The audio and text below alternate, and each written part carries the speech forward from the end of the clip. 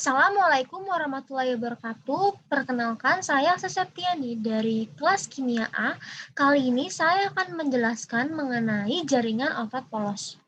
Jadi, otot polos itu adalah otot yang geraknya itu dikontrol oleh saraf tak sadar dan letaknya itu tidak pada rangka.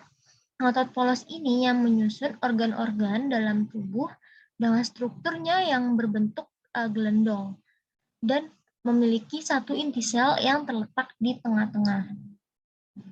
Ini adalah gambar dari otot polos, di mana tadi dijelasin bahwa otot polos ini berbentuk gelondong. Nah, di sini ada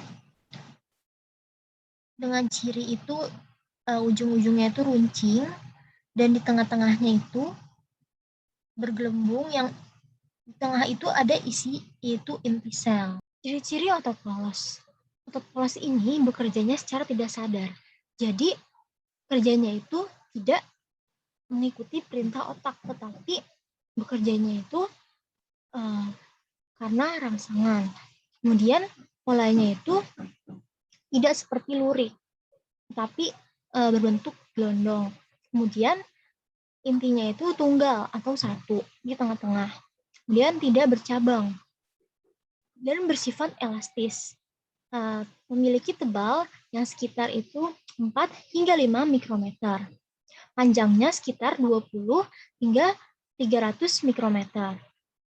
Kemudian otot polos ini terdapat di otot pembuluh darah dan organ-organ dalam. Otot polos ini memiliki filamen aktin yang terlihat sebagai garis merah di bawah mikroskop. Jadi otot polos ini memiliki beberapa jenis. Yang pertama, itu ada otot polos unit tunggal.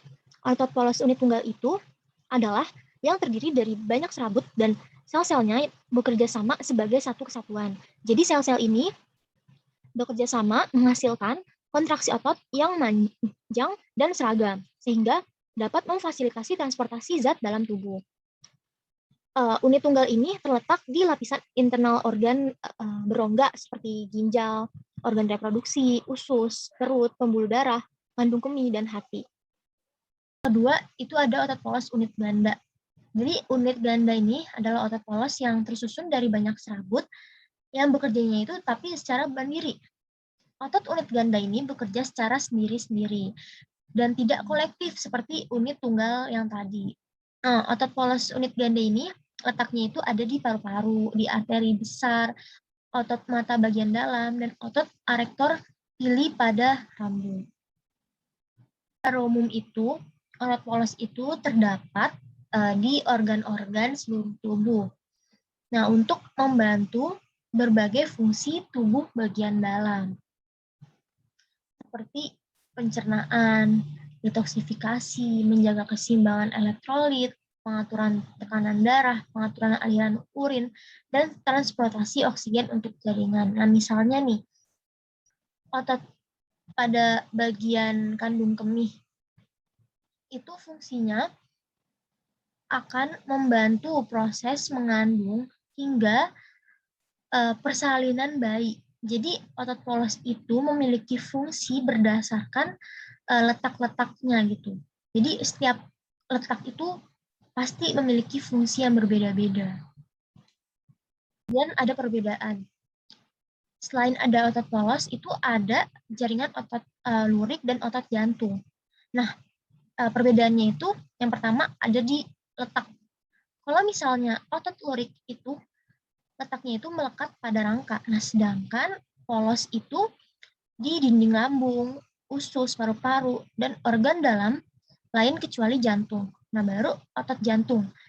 Sudah dilihat namanya itu jantung. Nah, letaknya itu berarti di jantung. Kemudian bedanya di fungsi. Otot lurik ini memiliki fungsi yaitu menggerakkan rangka. Nah, sedangkan otot polos tadi sudah dikatakan bahwa fungsinya itu menggerakkan organ dalam yang berdasarkan letak-letaknya, memiliki fungsi yang berbeda-beda. Kemudian otot jantung ini fungsinya itu memompa darah. Intinya juga berbeda. Kalau lurik itu intinya itu banyak, polos itu hanya satu, dan jantung itu hanya satu. Letak intinya juga otot lurik ini di tepi-tepi, di pinggir-pinggir. Otot polos itu berada di tengah. dan otot jantung juga berada di tengah. Bentuk otot lurik itu seperti silindris yang memanjang. Kalau otot polos itu berbentuk belendong. Dan otot jantung ini silindrisnya tetapi bercabang. Dalam pembeda struktur ini, otot lurik ini bergaris-garis.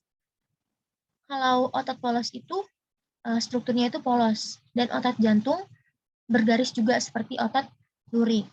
Kemudian tipe kerjanya, kalau otot lurik itu volunteer, artinya bekerja dalam keadaan sadar. Kemudian kalau otot polos tadi geraknya itu tidak sadar atau involuntar. Kemudian otot jantung juga seperti otot polos, yaitu involuntar atau geraknya tidak sadar. Kemudian kemampuan kontraksinya, otot lurik ini mudah lelah karena kerjanya itu yang terus-menerus sehingga kontraksinya itu cepat lelah. Dan otot polos ini tidak mudah lelah karena proses kerjanya itu lama sehingga tidak cepat untuk lelah gitu. Kemudian otot jantung ini seperti otot polos, dia tidak mudah lelah karena proses kerjanya itu lumayan lama. Kemudian penjelasan saya mengenai jaringan otot polos. Kurang lebihnya mohon maaf. Terima kasih. Wassalamualaikum warahmatullahi wabarakatuh.